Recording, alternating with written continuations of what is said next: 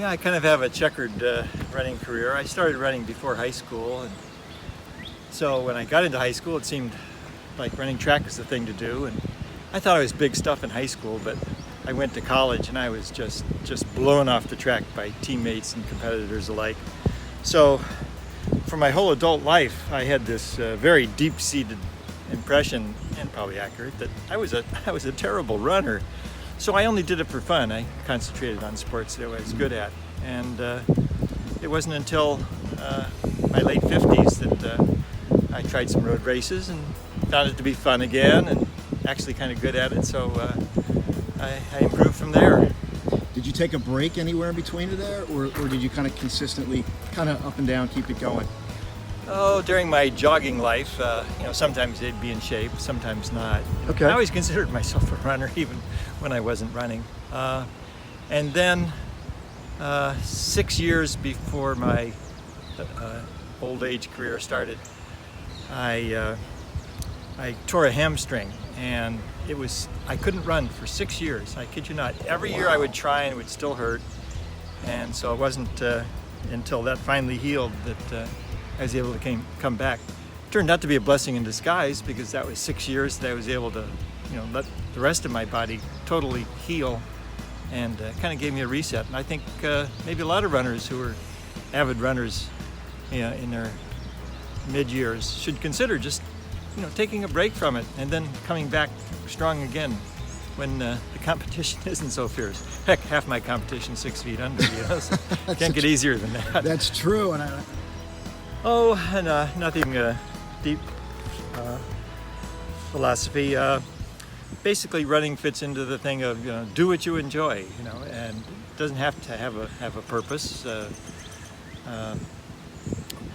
The other main thing, for instance, is when I was in college, I switched majors 5 times, searching for what I enjoyed doing. And if I didn't have my mind open for new things, I'd never have gotten into the career that I have. And so running, I was open. I said, well, why don't I try racing? And wow, changed my life. Absolutely. What's your level of fulfillment on a scale of 1 to 10 with this running career that you've had? And oh, well, I guess I always pick a couple things to concentrate on, and earlier in my life was golf and bowling, and I really worked hard to get good at that, and I'm doing the same thing now with running. A lot of people would be surprised to know that, if push came to shove and I had to choose between, running marathons for records and all, and just going out and running big gonzo trail runs, I'd give up the marathoning in a heartbeat. Nothing beats running on a trail and glorious scenery. So I spend half the year doing that, the other half. so that's interesting. Why is that, do you think? Well, when's the last time you climbed a mountain in some sort of really scenic place? If you haven't done it in a while, you get up there and say, oh man, my life has been missing something. And Beautiful. And yeah, it's just something I wish more people would discover. Yeah, so it's less about the clock and more about the experience. Yeah, of course, some people race trails. Yes. Yeah, I rarely do. It's usually just out having a good time. Yeah, you're an inspiration. And I do want to mention that you got the course record for Boston just recently. Mm-hmm. I know you're humble, but I definitely want to call that out because it is a record. Are you okay telling people how old you are? Oh, no, not at all. Nothing wrong with getting old. Yeah, so why don't you share that? I'm 71. 71. But a young 71. My So birthday when's was your just a couple weeks ago. A couple weeks ago. Yeah. Okay, when's your birthday? April 3rd. Happy birthday, Gene. You're doing a fantastic See, when job. April Fool's Day comes along, Dykes can't be very far behind. Yep. Now, do you consider yourself an inspiration? Well, I wouldn't think about it much, but I daily get emails and Facebook messages, people saying, I'm going to put my shoes back on, or I'm going to run further than I did before, or I can maybe get that Boston PR that I thought was impossible. And that's really good. And my wife said I spend way too much time on Facebook, but I just really enjoy responding to these people and giving them encouragement. And I hope some of those will turn into lifelong friends. Yeah, and I'm going to draw this from because this is what I do. If you had to give a lesson for running in life, one or two, or what would speak to you the most, and what would you want to share what would you want to share for people to draw from this? Well, running's a big world. You got to find out which part you like. Well, I like all parts. So, Yeah, me too. So I do all of them. But if you're just beginning, there's a very important thing you should know is that out of shape pain is the worst pain there is. And I think a lot of people give it up because they think, gee, if it feels this bad now, how is it going to feel when I'm running faster? And the truth of the matter is, the faster you get, the easier it is on a pain-wise. It doesn't take long before the pain is a good type of pain. It's just a good, hard-working, soul-satisfying type of thing. People don't believe it, but my easiest marathons have been these sub 3-hour record-setting ones. My worst marathons, by far, were the much slower ones when I was, first 3 or 4 years when I was starting out. They're just really sufferfests and hard to recover from. But yeah, keep at it. Keep at it. And yeah, find out. Maybe it's trails you'll be good on. Maybe it's company. Running alone is always my last option, so I have sort of a stable of people that we try and get together as often as we can every week. Yeah. Time flies by when you're gabbing. Yep. And I want to say this because this is why I admire you as well. As accomplished as you are, you saw the value in getting a coach, right? Oh yeah. And so tell us about that, because I think this is good for life and also good especially for running. So what's your coach's name? John Goldthorpe. John Goldthorpe.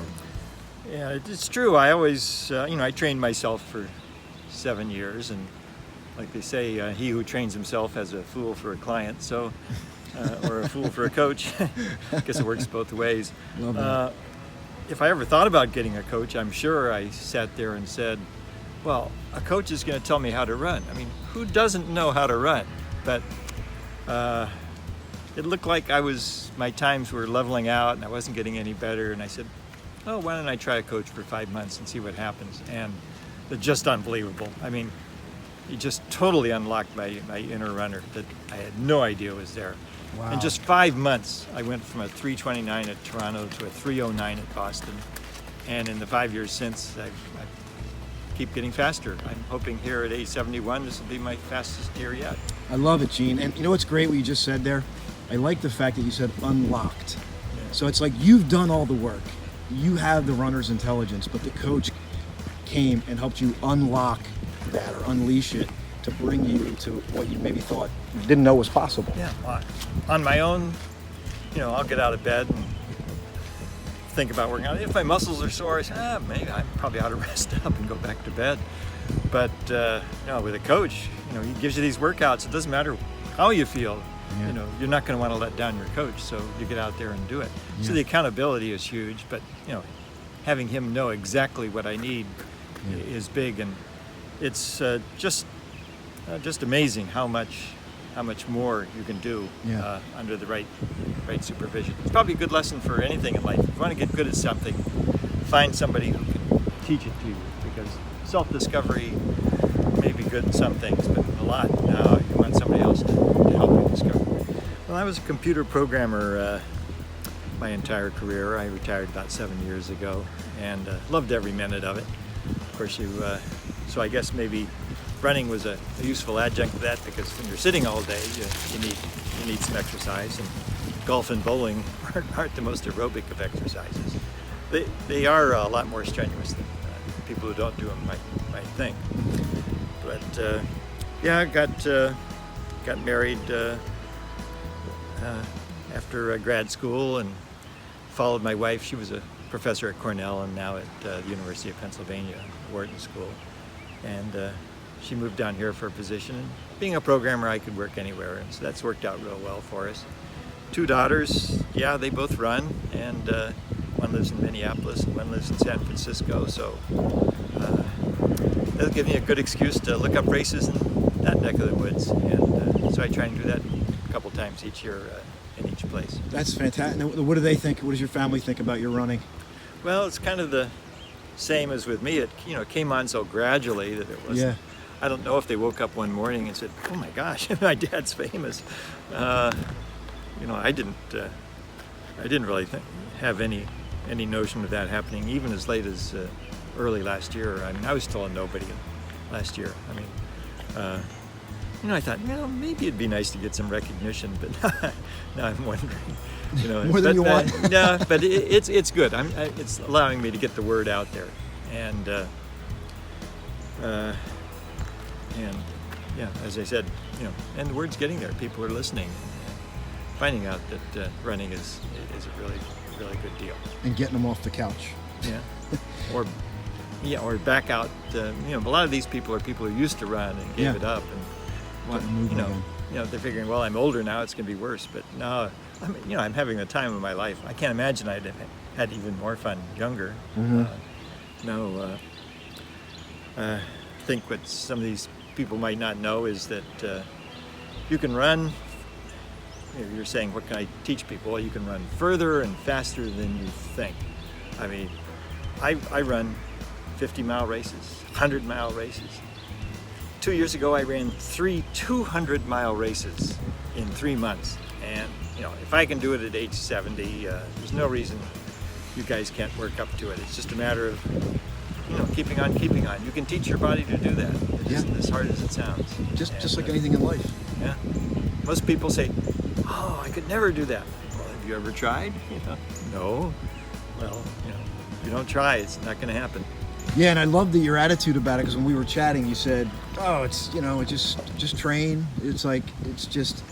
It's kind of like mastering the mundane in a way. It's just just train, and if I do the training, you get the result. And you did say it was easy. You said it's easier than you think. I think is exactly what you said to me, and I have to agree with you. And it's and it is an inspiration to get moving. Just get out and take that step. All right. Yes. And I've got, I think, lots more adventures to look forward to. Yeah. And I hope all your viewers will get out there and just do some more running. Yeah, and so just what's next for you, and just final close, what's next for Gene Dykes?